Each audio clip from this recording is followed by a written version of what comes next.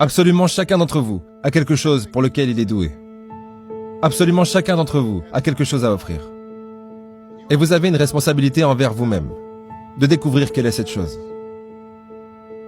Mon père a abandonné ma famille lorsque j'avais seulement 2 ans. J'ai été élevé par une mère célibataire qui devait travailler et qui avait parfois de la peine à payer les factures. Elle n'était pas toujours en mesure d'acheter les choses que les autres enfants avaient.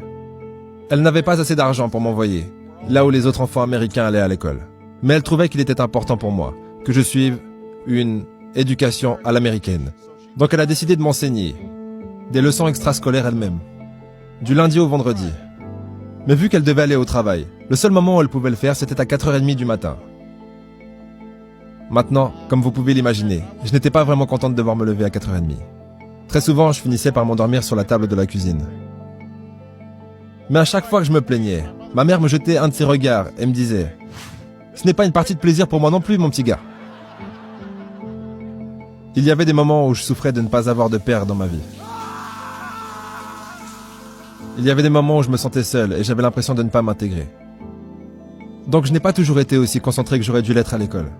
J'ai fait des choses dont je ne suis pas fier et j'ai été dans plus d'embrouilles que ce que j'aurais dû. Ma vie aurait pu très facilement tourner au cauchemar. Mais j'ai eu de la chance. J'ai eu beaucoup de deuxième chance. J'ai pu aller à l'université, faire une école de droit et suivre mes rêves. Ma femme, la première dame, Michelle Obama, elle a une histoire similaire. Aucun de ses 2 parents n'a été à l'université. Et ils n'avaient pas beaucoup d'argent. Mais ils ont travaillé dur et elle a travaillé dur pour s'assurer qu'elle puisse aller dans les meilleures écoles de ce pays. Certains d'entre vous n'ont peut-être pas ces avantages. Peut-être que vous n'avez pas des adultes dans votre vie qui vous donnent le soutien dont vous avez besoin. Peut-être que quelqu'un dans votre famille a perdu son travail et que vous manquez d'argent. Peut-être que vous vivez dans un quartier où vous ne vous sentez pas en sécurité. Où vous avez des amis qui vous poussent à faire des choses que vous savez ne pas être bien. Mais au final, il n'y a aucune excuse pour ne pas essayer.